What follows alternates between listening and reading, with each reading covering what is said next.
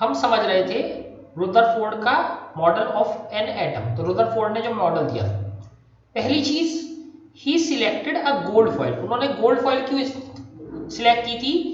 क्योंकि वो चाहते थे कि ये बहुत थिन हो, बहुत थिन, और गोल्ड की बहुत थिन फॉइल बन जाती है।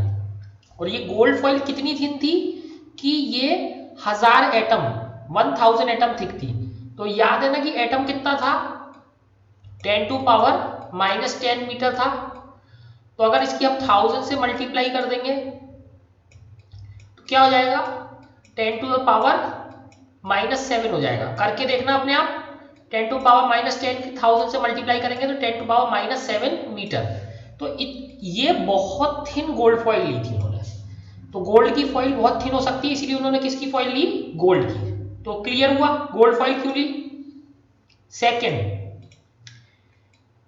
Alpha particle are doubly charge helium ions. अभी हमने क्या बात करी थी? एल्फा पार्टिकल कैसा था? डबली चार्ज, दो चार्ज थे इसमें, ठीक है। डबली चार्ज यानी डबल चार्ज था, एक और एक दो, अभी हमने बात करी थी, ठीक है। सिंस दे हैव अ मास, तो यहां पे देखो लिखा है हीलियम आयंस। तो हीलियम जो था, अपनी वापस इस पिछले चैप्टर में जाओ, हीलियम का मास कितना लिखा है? 4u, 4u। तो अगर इसी हीलियम के इलेक्ट्रॉन निकाल दें, इस पे हीलियम पे कितने इलेक्ट्रॉन थे? दो इलेक्ट्रॉन थे, वो हमने निकाल दिए। तो इस पे से दो निगेटिव चार्ज चले गए, दो निगेटिव चार्ज चले गए, तो क्या बचा हमारा? देखो इलेक्ट्रॉन का मास अभी हमने कंसीडर क्या करा था? नेग्लिजिबल। तो इलेक्ट्रॉन का मास तो है नहीं, तो मास तो इसका क्या रहेगा? 4u, ठीक है। मास 4u रह गया, मास सेम रह गया, क्योंकि इलेक्ट्रॉन का मास कैसा था? नेग्लिजिबल। लेकिन दो इलेक्ट्रॉन निकल गए, तो इलेक्ट्रॉन निकलने से यहां क्या बचा? केवल पॉजिटिव चार्ज, तो 2 पॉजिटिव। तो यहां पे भी कितना था? 4u। तो इसे ऐसे भी लिख सकते हैं, हीलियम 4u और यहां 2 चार्ज। तो बेसिकली अभी हमने डिस्कस किया कराया था कि अल्फा पार्टिकल वो पार्टिकल है जिनका मास प्रोटॉन से 4 टाइम्स है और चार्ज प्रोटॉन से डबल है। तो हीलियम वाला भी देखो, मास कितना है? प्रोटॉन से 4 टाइम्स है और चार्ज कितना है? हीलियम से डबल है। तो हम ये कह सकते हैं कि अल्फा पार्टिकल और हीलियम एक ही चीज है, दोनों एक ही चीज है। बेसिकली क्या होता है कि हीलियम से ही हम अल्फा पार्टिकल बनाते हैं, हीलियम से ही हम अल्फा पार्टिकल बनाते हैं। और कब हम हीलियम को अल्फा पार्टिकल कहते हैं? जब हीलियम से दो इलेक्ट्रॉन निकल जाते हैं, तो हम उसे क्या बोलते हैं? Alpha particle. फिर से देखो, हीलियम ली, हीलियम का मास कितना है? 4u। अब इस ये चार्ज न्यूट्रल है, जैसे आपको पता है कि चार्ज न्यूट्रल है। अब इस पे से हमने क्या करा?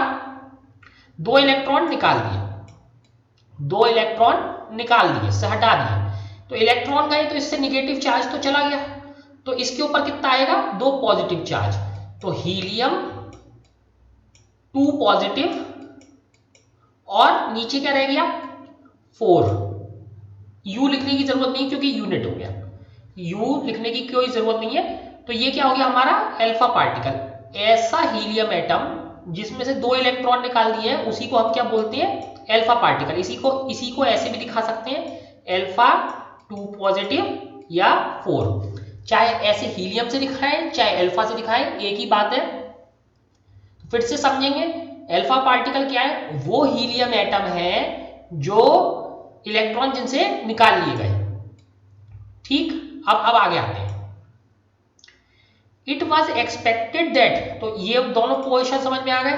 Thin gold foil, alpha particle क्या है? तो क्या है? The fast moving alpha particles have a considerable amount of energy. तो कैसे एनर्जी थी? एनर्जी इसलिए क्योंकि ये अल्फा पार्टिकल बहुत बड़े हैं। देखो प्रोटॉन से तो 4 गुना बड़े हैं, इलेक्ट्रॉन से बहुत बहुत ज्यादा बड़े हैं, तो इनके पास बहुत एनर्जी होती है, ठीक है। तो जैसे एक छोटा सा पत्थर है, उसे रोकना आसान है, या एक बड़े वाले पत्थर को रोकना आसान है? छोटे पत्थर को डेफिनेटली रोकना आसान है ना। क्यों? क्योंकि छोटे पत्थर में एनर्जी कम होती है, बड़े पत्थर में बहुत एनर्जी होती है क्योंकि वो बड़ा है। तो ऐसे ही इलेक्ट्रॉन में एनर्जी कम होती है और अल्फा पार्टिकल क्या था? बड़ा था, तो इसमें बहुत एनर्जी थी अल्फा पार्टिकल में।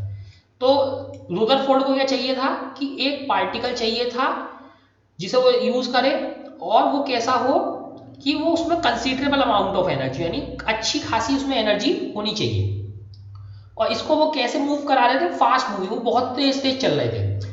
तो दो चीजें पहले समझो, एक छोटा पत्थर है और एक बड़ा पत्थर है।